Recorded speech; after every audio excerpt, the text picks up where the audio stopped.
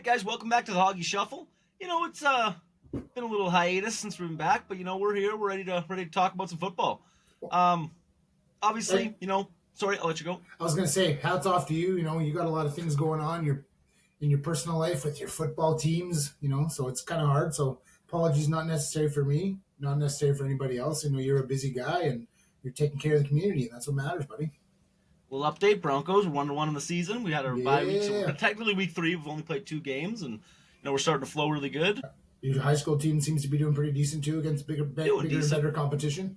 Oh yeah, we got our game this week's going to be probably our most important game of the season, where it comes down to whoever wins the next game gets to go to the provincials in the 4A berth. It's going to be fun. I'm excited for it.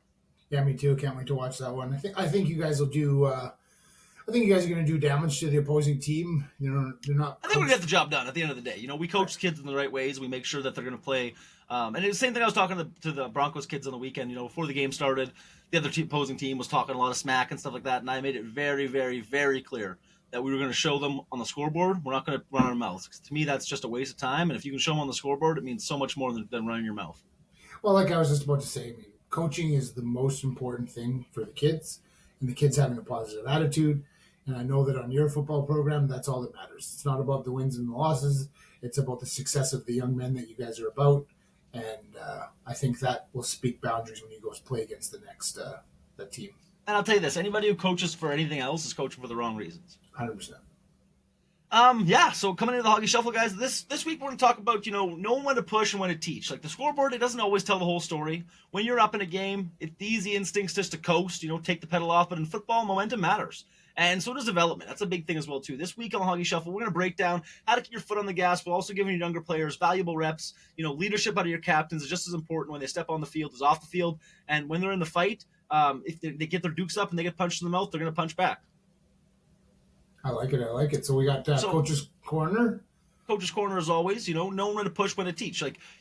Number one thing you want to do is you got to stay relentless, even when you have the lead. So, the big reason why is because letting up can swing momentum back. And the worst thing you want to do is give the other team that hope and that momentum to come back in a game. You want to keep the pedal moving. You want to keep it down. And that's the difference between smart and situational football. When they say, running up the score. If you're keeping your starters in for the whole game, and once you get a solid, 3, maybe even a 4 touchdown lead at most, you don't need to have the main guys in anymore. You don't need to have the starters in. And you build that standard where effort doesn't depend on the scoreboard anymore. It all depends on watching that young guy who's, hasn't got a lot of reps and making a great catch, or you watching that other guy make a really good tackle, watching that kid make a block. And that's what all the football's all about, man, especially youth football. Bringing to our next point here, using the lead to develop young players and, the guys of tomorrow. Having your starters play to win a game 80-0 makes absolutely no sense in my brain. You always want to keep, your key reps for your backups and your younger players. So once that score gets to a 21-point lead, let's get those young guys in. It doesn't matter if they're scoring touchdowns. It doesn't matter if they're, making big plays. It just matters that they're learning the offense, learning the defense. They're developing, they're learning the game speed situation. And that is a success point more than the scoreboard. Having the guys know what's going on so that, if their number does get called, they're ready to go, making sure that they're taking advantage of every opportunity they get. It's not charity. It's let's go. Let's get this next guy's going. And it's the truth, man. And the third point I want to talk about, obviously, is, letting your captains and veterans show that grace. A big thing for me was halftime. We were up 29-0, I think it was. And I looked at my starting quarterback and I said, buddy, you might as well take your stuff off. You're not going back in. Now, to be fair, he did have to go back in the game because our back quarterback did take a bit of an injury. But when he was on the sidelines, man, he was doing such a good job. He was kind of teaching the younger guy up there, giving him the little tips, the little pointers. Same thing with my starting safety. He played safety and slot back for us, and pretty much he didn't really play the whole second half at all because I wanted those young guys to get those reps. I wanted the other kids to get in there and feel that funness of being up in a game and going out there and getting some nice catches in, catching the screens, doing those things, because that to me is the more important thing for sure. And that sideline role is the leadership and humility that you can have. And you teach a kid that understands where it's not always about, I want to get the most amount of playing time, I want to play as much as possible. It's, you got to realize when a coach comes up to you and tells you pretty much that, hey, you're done for the day, that don't ever take that as a bad thing. Right. That's such a positive, because that means that you're so successful at your position and in the sport that, hey, how about we take it off a little bit? No, we're still keeping the pedal down. We're still trying to be obviously score in the game and do the right things, but we don't need to go out there and score 80 points. We don't need to go out there and score 60 points on a team, because I think that just doesn't do good for us. The other kids on the other team, they're trying to come back. They're still kids, they're trying to come back in a game. They're trying to have fun, do the right things as well too. And so to me, there was that point, because honestly, the same team we played last year put up 64 points on us in that game. And to me, that hurt. It hurt a lot. And I there's a part of me that wanted to do it. And I was sitting there like, do we keep everyone in before the game started and, see how it goes, see how the game goes and go with it. But that just, as soon as that game got to that point where I knew it was over, that switch just flipped to me where it's like, there's no, I'm not that guy. I'm not going to do that to these kids. I'm not going to do that to these parents watching their kids out there, because, you're a parent watching your younger kid, get his 10 plays in a game. Like, if we can make it so you get more than that, I mean, that's the goal. That's the dream there, to make sure those young kids get the most amount of playing time as possible. Definitely, 100%. And that's the big thing, is when you can set the tone for that team culture and how you handle being pulled out of the game as a player, man, you're going to show the rest of those kids, how good of a person you are and how well your sportsmanship is. Because yes, we're trying to win games, we're trying to do those things, but as soon as you're in that position in a game where you can confidently say, hey, sit the main guys, we don't need to have you in anymore, I mean, that itself is a feeling of victory. Well, again, like I'll always say, like, it's nice having lots of guys on the roster, for the high school team that you coach and the high school team that I used to coach. It's nice having 50, 60 guys on your roster, just knowing that, when you lose 10, 15 guys, the guys that are under them have now had so much playing time as rookies and as second stringers, that when they get to their play and they get to their time, they know what's going on. Like we just said, they got the game speed down, they got the knowledge, they got everything. So when their number gets called, they know that it's time to go. Well, the same thing with the high school level. Like, we played kind of like we were usually a 12-man high school. We played a 9-man game against another rival team in town, because, we scheduled the game against them. They didn't have enough kids, so they dropped down to 9-man. And we thought, hey, you know what? Let's use this game as a great game for our young guys to develop and get better as football players. And to me, it was so cool seeing one of my second string guys get in there, and he was balling. They were playing, obviously first string reps in this game and doing really good. And like the kid, it was a really cool thing. So I only got to watch the first few drives. Got to go coach the Broncos practice, but the drives I seen. So he goes offside, obviously flag, boom. He's beating himself a little bit. It's calm down. Next play, goes out, gets a fumble recovery. Nice. And it's just like, those kind of things out there are going to show those kids that, hey, you can do this. You can be in those positions and be successful. As soon as you get an opportunity to actually show what you can do, it means so much more. And now, working into the next year after that, you're going to be now getting more reps and more things, because now we see what you can actually do and see where you're at. It's tough when there's a roster spot of all these guys ahead of you, but when you actually get that position and you can show the coaches what you can do, man, oh man, you're going to be good. 100%. So obviously, got big guy spotlight coming up next. It's our next segment on the show here. First one I want to give a shout out to, though. This is going to be on our big guy spotlight. I just got to talk about this. So obviously, I'm a big Birds fan. We just had a pretty tough game against the Rams, and it was a pretty crazy game. There was a point where I was almost turning the game off. I was pretty disgusted how they were playing. That first half was really bad. I think it was like 20 or 30 yards is all we had, and I'm just I'm sitting there like, what is going on?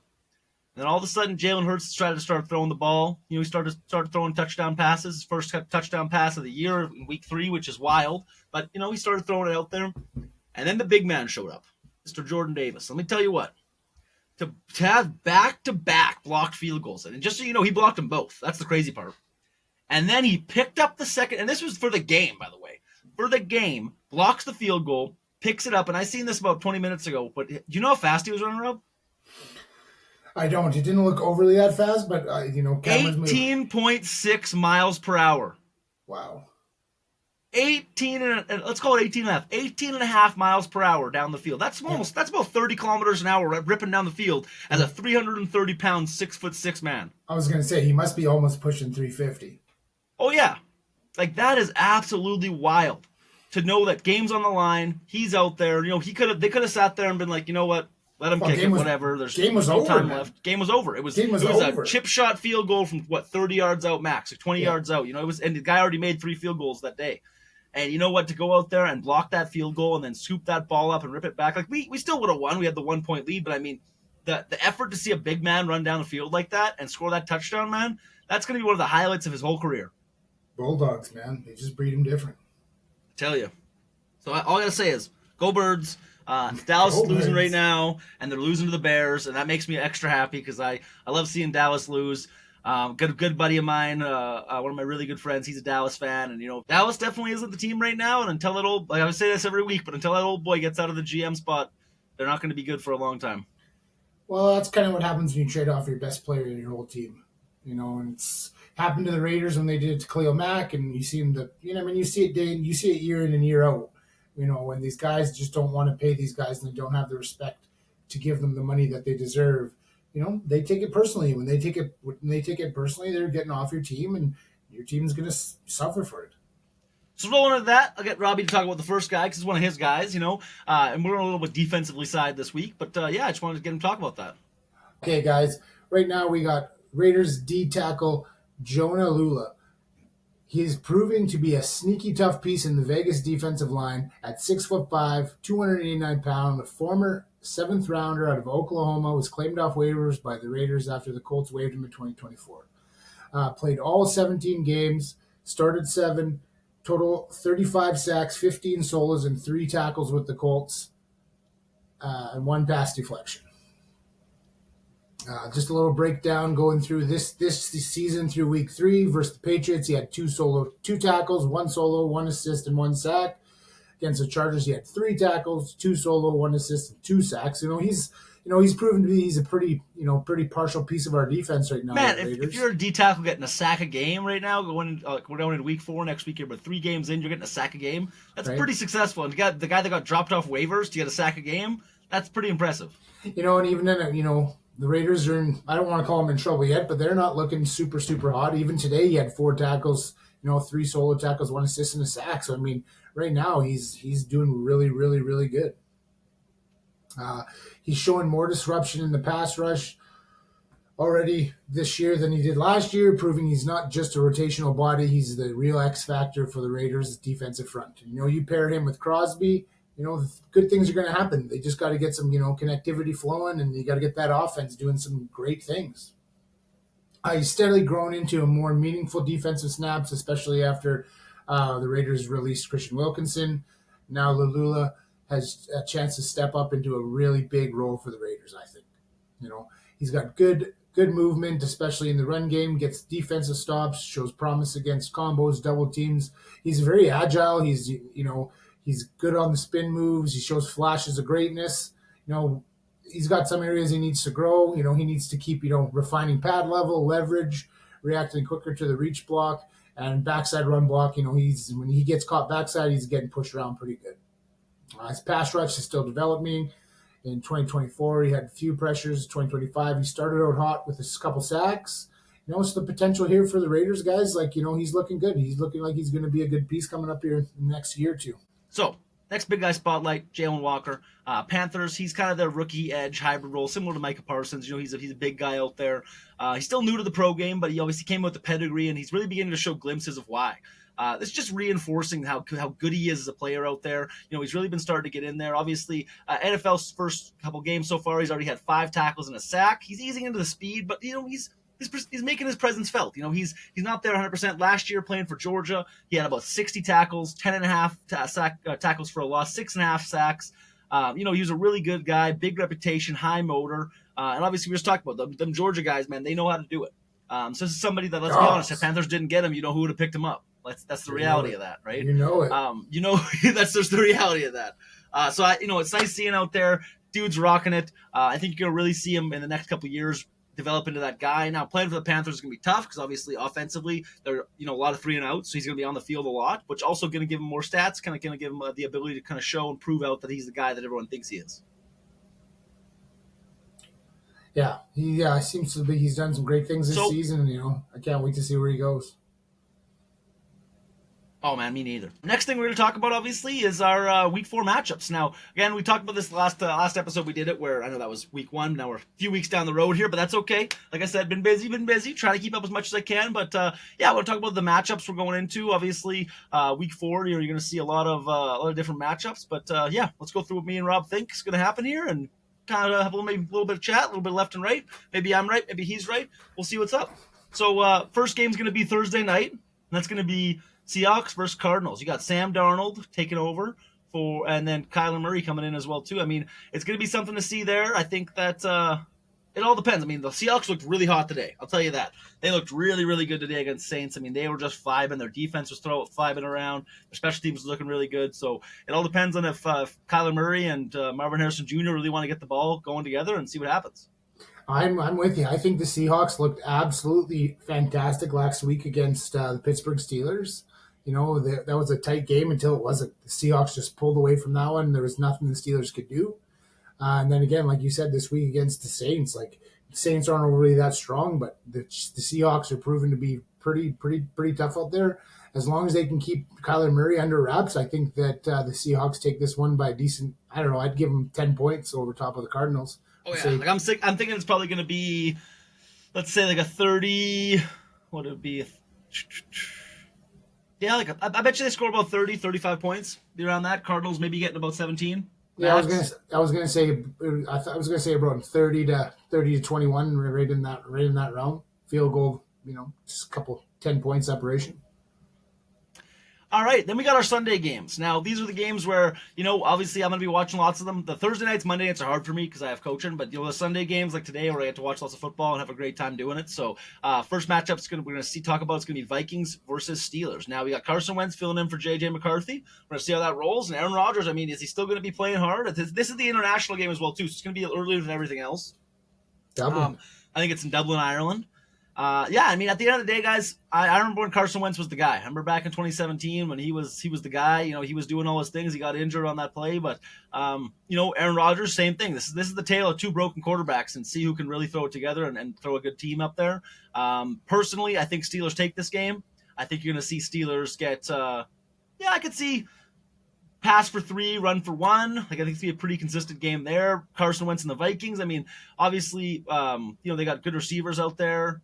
But I don't think they're going to be able to do it. I really don't. I think Steelers take this game.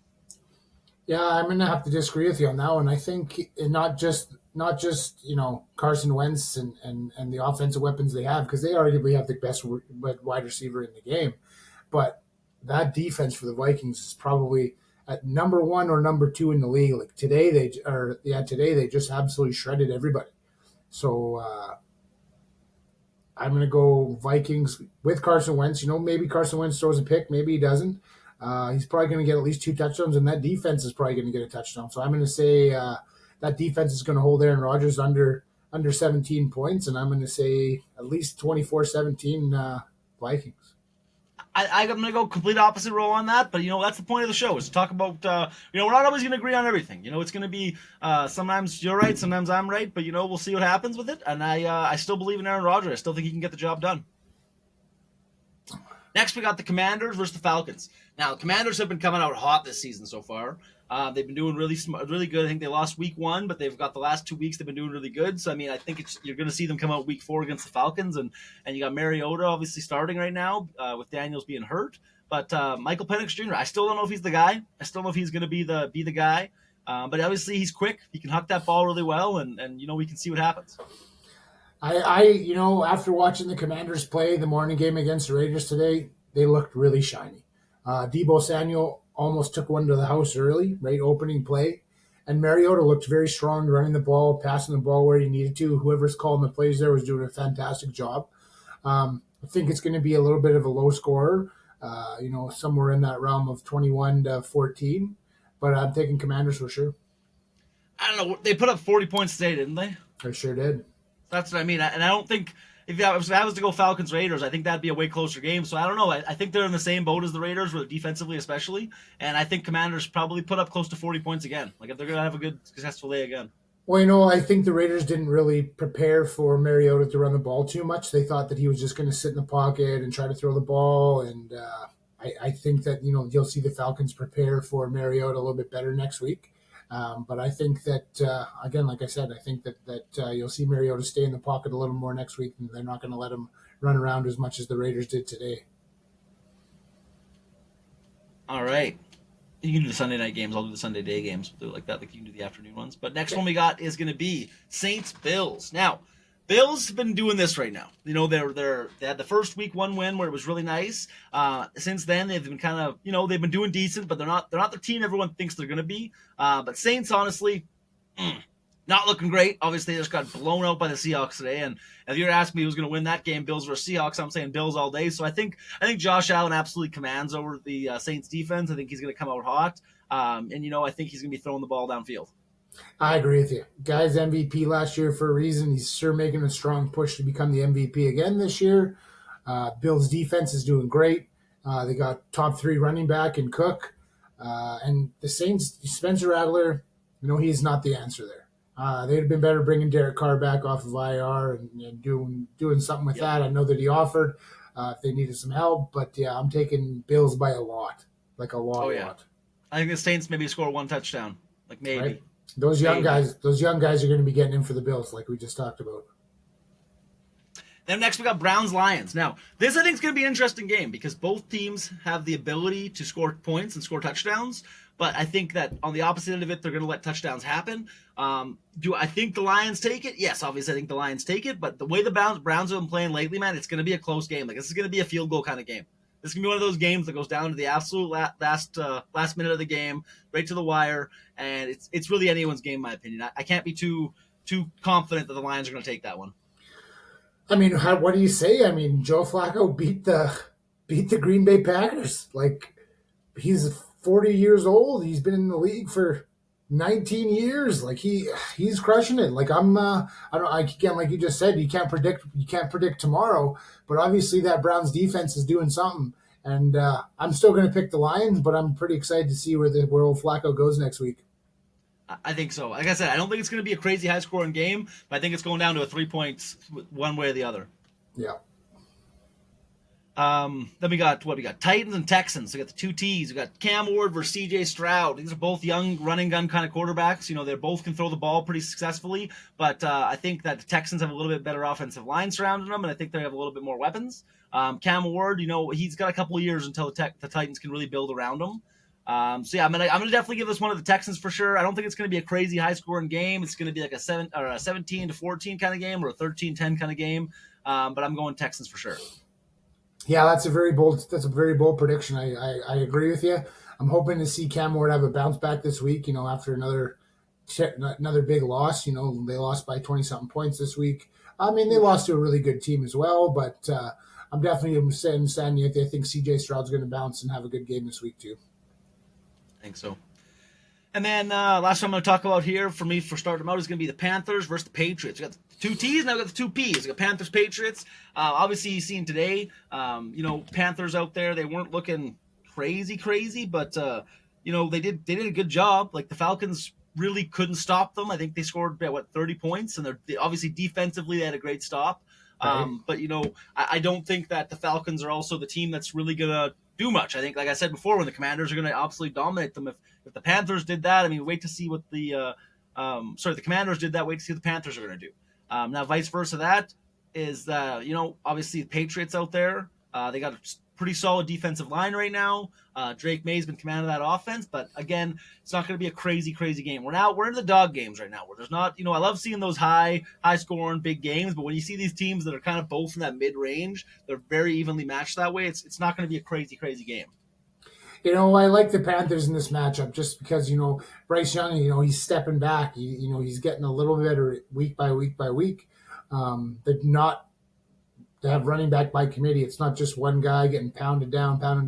And the Panthers defense looked really, really good today. So if they can keep that momentum going for next week, I think you'll see the Panthers do surprising things against the Patriots. It's going to be a tight game, probably a field goal to win it, but I think that's where she's going to go. Yep.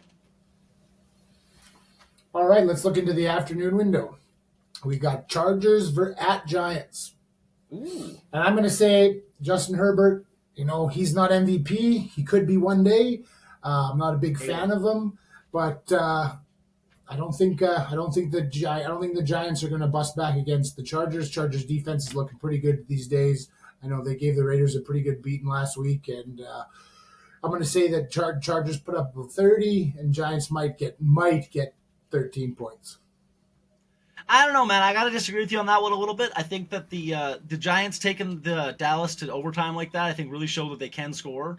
It all depends on who's at the helm and what they're doing. But I just don't believe in Justin Herbert. I think he's all flash in the pan. I think he really isn't going to ever be the guy.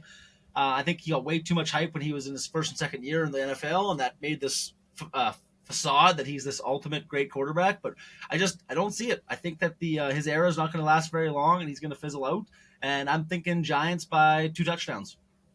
Well, put it to you this way: the Giants let Caleb Williams, who is, in my opinion, he's about hot road garbage, and the Giants or the Cowboys let him put up 31 points today. So, okay, let's go to our next game in the window here. This is your team versus the Bucks. So we got the Eagles versus the Buccaneers. Baker Mayfield's playing hot, but again, today you've seen Jalen Hurts turn it on, and I'm not sure what the coaching scheme was for you guys in the last 2 weeks. You were keeping Jalen Hurts without throwing the ball, and I think that was strategy, just trying to know that your defense can hold the team down, and if you don't need to put the ball in danger, you don't put the ball in danger. I'm definitely going to think this one's going to be a tight game. Who knows? It could be the NFC match. It could be the NFC finale to see who goes to the Super Bowl. But I'm giving the Eagles 26, and I'm giving the Bucks 21. I think it's gonna be a little more than that. I think we're getting probably 3 or 4. I think it's gonna be like a 32-31 kind of game. Possibly Buccaneers are gonna get a few. I'm not gonna say they're not scoring. But they're gonna be successful. I seen this cool stat the other day. We were talking about Baker Mayfield, and it was showing that I think it was his stats against it was either Burrow or it was Jared Allen. And in the last, I want to say it was like the last 2 seasons even, he's put up similar yards, more wins, more touchdowns, and so it's just like this facade that Baker Mayfield's a bad quarterback is not real. He is a great quarterback. He's definitely. And for him to get snubbed out of even the top 5 or top 6 quarterbacks in the NFL is absolutely wild to me. Like, he is an absolutely great quarterback. I think you're going to see him command the Buccaneers, like you just said, possibly to the NFC Championship game. But I do obviously, I'm bleed green. I got the Eagles going for sure. I got us putting up. We're winning by that game by at least a touchdown and a field goal. We're in by 10 points. Next up, we got Colts with Indianapolis Jones, and then we got the Rams with Matthew Stafford. And I'll tell you, all you Giants fans, last year you guys traded away the best running back in the league. In no way am I calling Daniel Jones the best quarterback in the league, but I tell you, he's having some flashes of greatness right now, and he is kicking the pants off anybody he's playing. I'm taking the Colts in this one. The Rams look tough today, but I don't think they have the pass defense to stop Mr. Jones, and I think that Colts are going to put up 40 points on the Rams, and the Rams are probably going to be right there behind them, 38 points. I think it's going to be a field goal to win, but I think it's going to be a tight game. I couldn't have said that in more. Like, I think it's going to be both offenses are going to throw the ball down the field. Like, Puka was looking great today, man. The catches he was making, they were just unreal. Like, that dude's such a monster.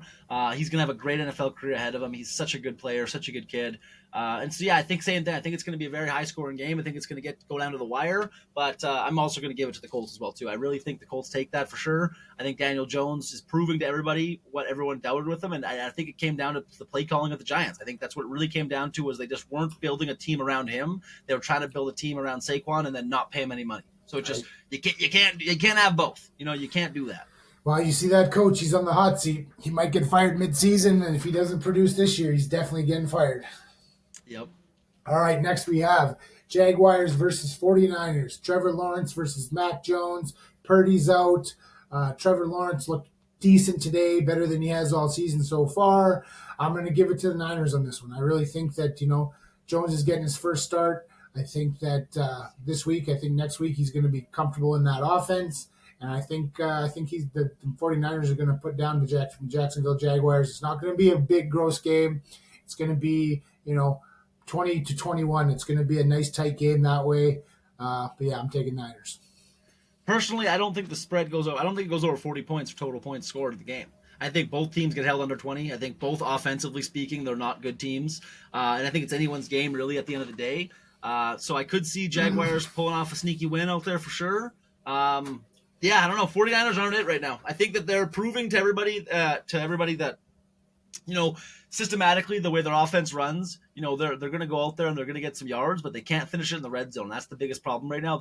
Mac Jones can hit those deep balls and throw those 40-yard passes just like Purdy can, but right now they're just not being able to finish it all. And even with Christian McCaffrey healthy back there, it's just not looking great. And then the Jaguars, they're in kind of the opposite. They're not getting those big plays on the field. They're getting those little dink and dash kind of plays out there, and they can't get into the red zone. I wholly agree with you. Now this next one, this could It's be gonna the be a game. game. This could be the game of the week. You know, we got Lamar Jackson and the Ravens versus Patrick Mahomes and the Chiefs. Now I don't know what's going on in Kansas City right now, and it's not business as usual. And I No. don't know if it's through all the distractions and all this stuff. What I do know is the referees aren't helping the Chiefs this year. And I don't know if somebody said, okay, guys, like you've showed your cards, referees, like it looks like you're being too biased against these guys. Because you even look at your guys' game last week. There was a couple times when the tush push went, and you guys, you were just a little bit early. Even You're today's man. right, like you were just a little bit early, and I don't see the Chiefs doing big things this season for some reason. And I don't know. I mean, they could come out next week and score a pile of points, but Lamar Jackson and the Ravens, they've been showing out every week. You know, I got to take Ravens on this one just because I hate the Chiefs, but it could go either way. And again, it's going to be a high score. You're going to see this one. You're going to see this one be like a 42 to 38 or somewhere in that realm. I think they're going to put up a lot of points, and I think it's going to be a fun game to watch. I think the media is going to hype it up all week that the Ravens are going to take this game. And I think that Patrick Mahomes is going to show up and he's going to show out and he's going to prove to everybody that he's still, like, as much as an Eagles fan I am, he's still a great quarterback and he's still going to be the guy out there. So I think this possibly could be the comeback game for them going week 4 where they just really show everybody that, hey, we're the guys. Because obviously, Monday night's game tomorrow, or even, tonight's game, the night game they got against the Giants. Let's be honest here. They're going to pump them. And it's going to be that game that gets them flowing again and gets them where they need to be and gets the motion in, where they're going to go into this game now going, hey, we got our tune-up game. Now we're coming out hot. We're coming out hard. And I think that Chiefs take it. I do. All right, next we got the Bears, the hot garbage, versus the dumpster fire, Las And they look Vegas pretty good Raiders today. and Geno They Smith. look pretty good today. Oh, I'm not Dallas. talking. Oh yeah, I'm talking about the shitty comment was for my Raiders and Geno Oh, Smith. fair. Week 1 Geno looked pretty good. Week 2 he didn't look great, and I tell you today he made some very bad decisions, and everyone's blaming it on the offensive line and how bad the offensive line is. But I'm gonna stick to my guns with this one, and I'm gonna keep saying it. Nobody wants to listen to me say this, but our offensive coordinator has no rhyme or reason. He's not setting anything up.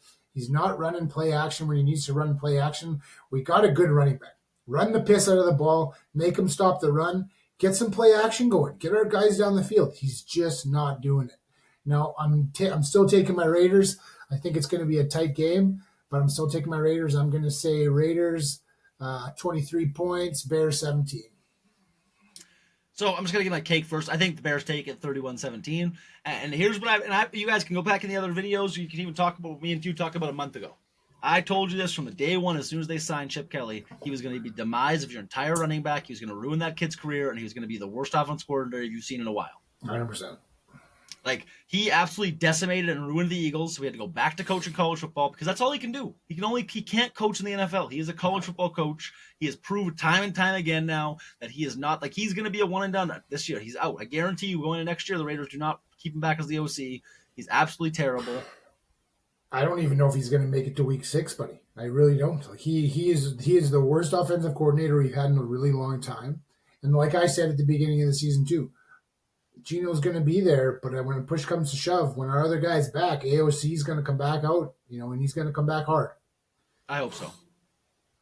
Next up, we got Packers, Jordan Love with Dak and the Cowboys. Now, this one, as I said, the Cleveland Browns absolutely put on a clinic against the Packers today. A clinic. The Packers have been rolling week 1, week 2. They were absolutely on fire.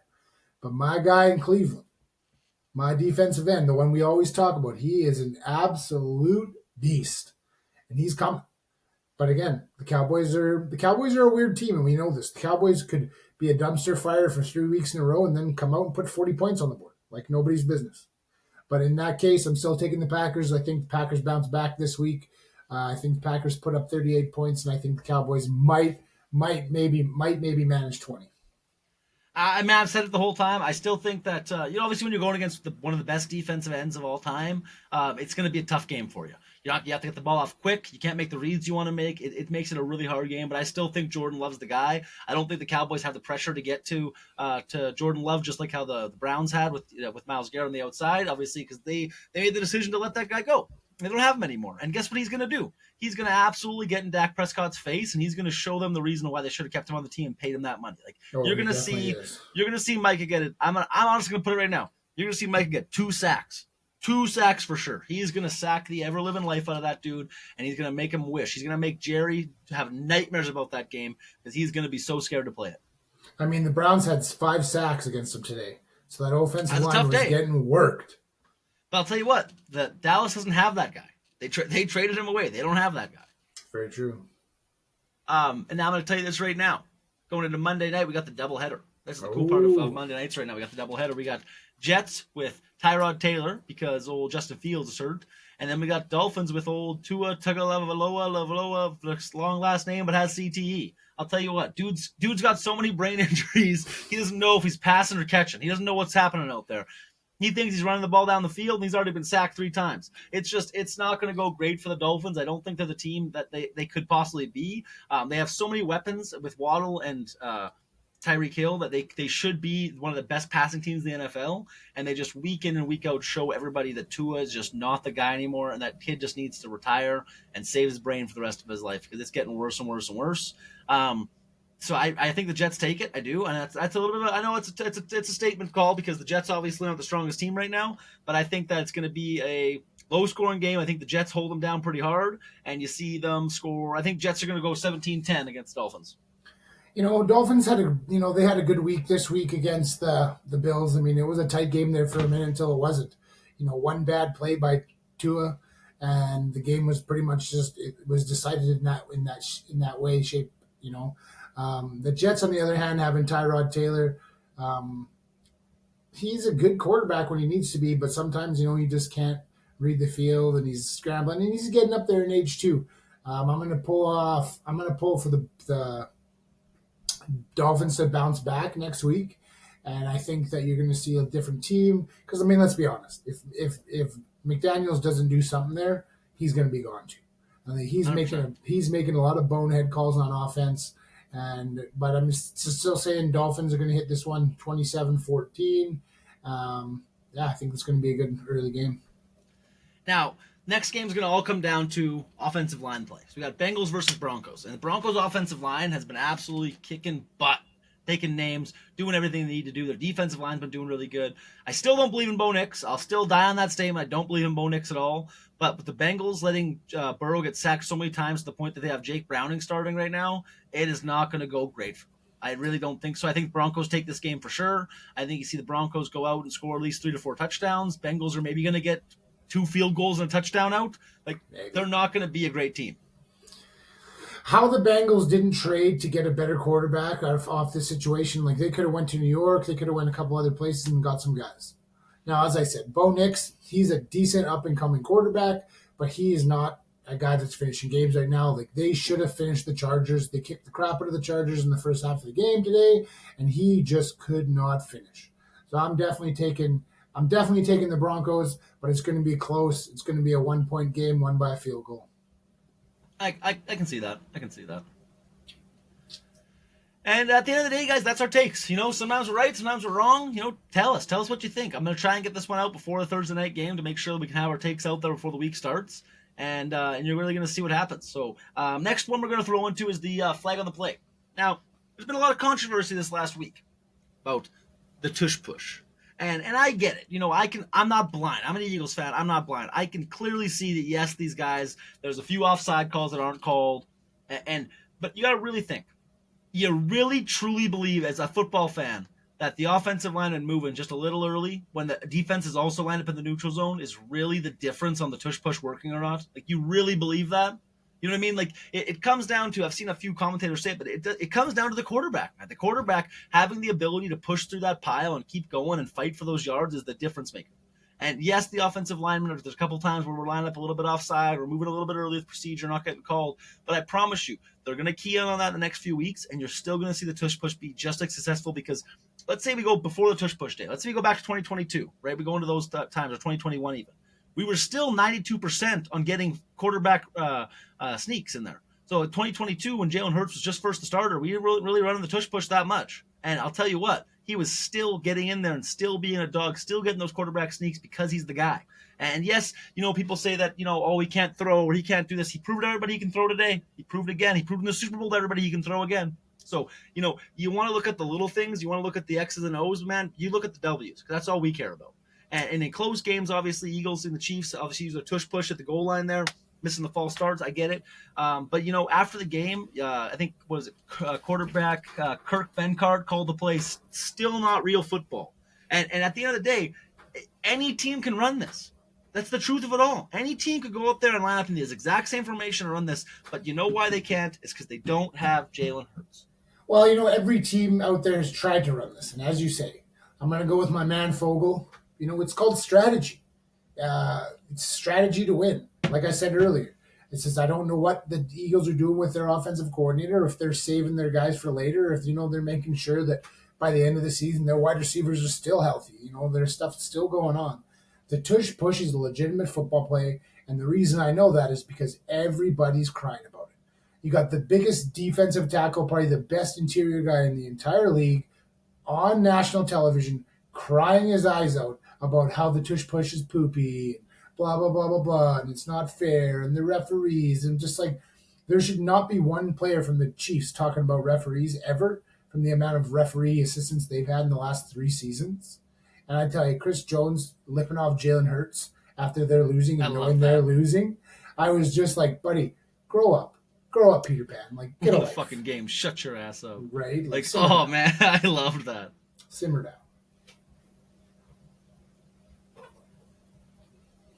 So, next flag of the play I want to talk about actually was from today's game. We've talked about this a little bit a few weeks ago with the new taunting penalties and stuff. I truly believe, even though I'm an Eagles fan, I get it, that taunting penalty today on Puka Nacua was so weak. Yeah, like, I'm sorry. You can't get a first down and then do this and look at the end zone. Like, that's taunting? He wasn't doing anything with gang-related. He wasn't doing guns. He wasn't doing anything stupid, man. I'm sorry. If you can't flex after getting a first down, like trying to say you're a tough guy, like, that's a weak league.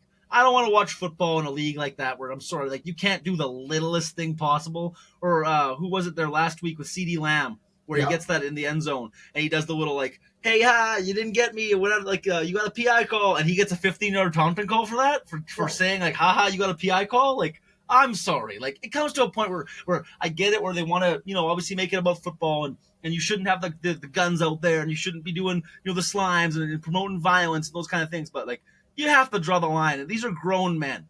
They should be allowed to have a little bit of back and forth. Like, come on. I mean, fun is fun. Like, man, we've talked about this before. As long as it's not detrimental to the game, fun is fun.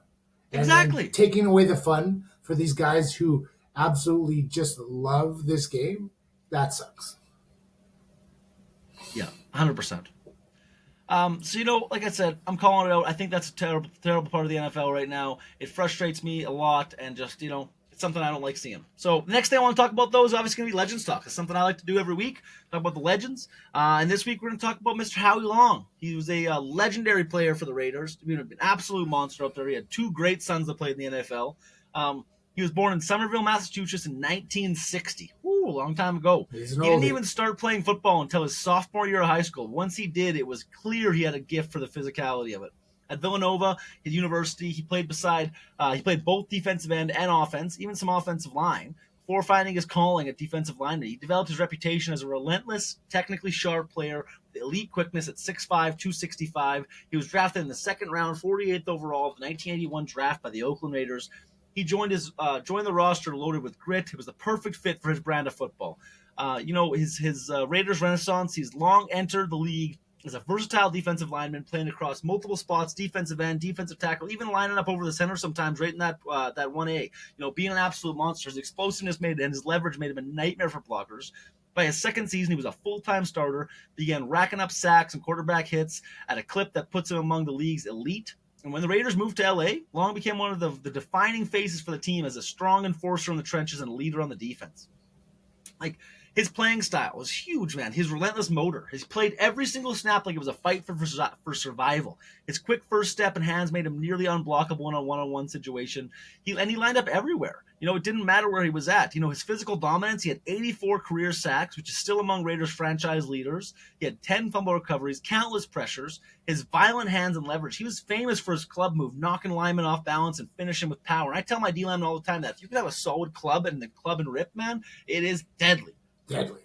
Deadly. And, his defining moment, obviously, was Super Bowl, where long became the Raiders' defensive suffocate of Washington.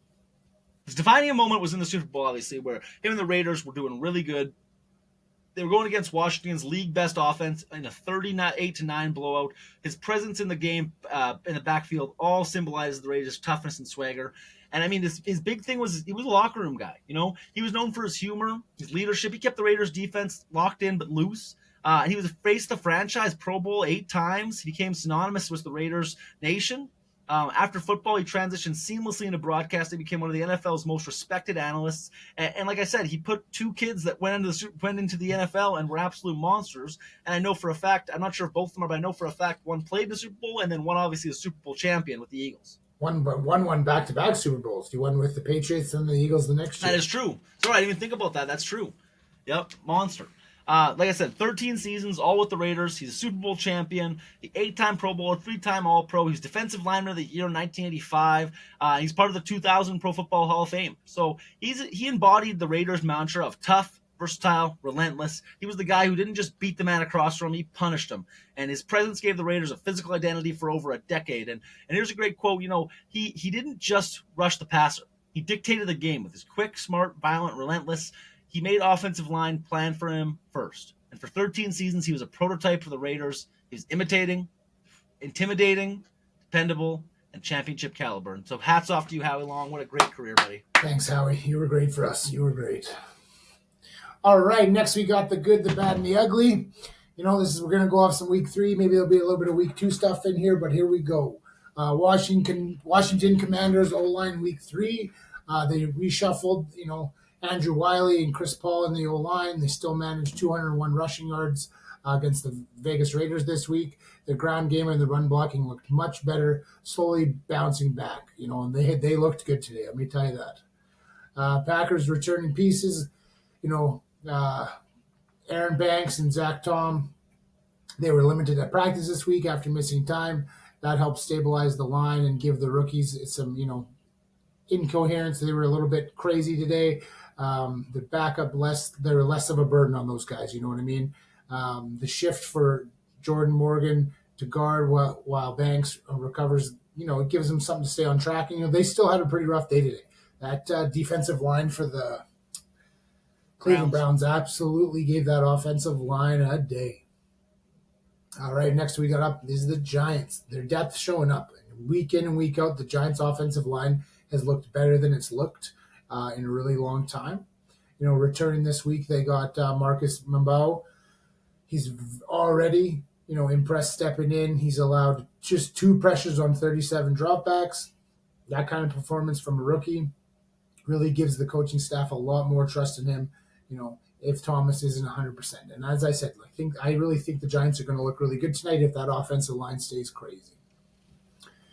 All right, next up we got the Texans, rookie left tackle, Irsay versus the Jaguars, week 3. Irsay struggled against pressure rush, gave up multiple pressures and at least 1 sack to Josh Hines-Allen. That shows how steep the learning curve is for rookie tackles against good edge rushers. And again, you look at him this week, I think, Texans played decent. Tampa Bay Buccaneers offensive line, their injuries, they have got a couple injuries. They got guard Cody Munch. They have placed on IR. That forces the Bucs to lean on veterans or loss of less experienced backups. Dan Feeney, Haggard, which can reduce consistency in communication up front. Bucs are looking great this year. If that offensive line could just give Baker Mayfield a little more time, it'd be a little better for him. Let's go with the Titans. Their offensive line needs fixing, and it needs fixing bad. Cam Warren does not have time to throw the ball. he's not an experienced guy. He's a first-year guy, and he's getting sacked a lot. They got some tough matchups coming up. Upcoming games are going to give them a little bit of a lull, but that offensive line is going to get tested, and they're going to need some help. Next, we got the ugly. Penalties and mental errors.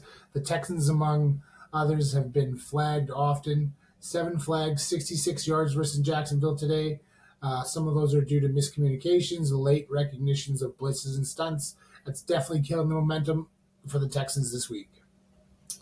We got rookie tackles versus elite edge rushers. Inexperienced left tackle protection, they're getting tested. Again, Irsay was one of the examples. Others not always named publicly are giving up pressures and failing to adjust mid-game, and those mistakes and mismatches are exposing the weakness on that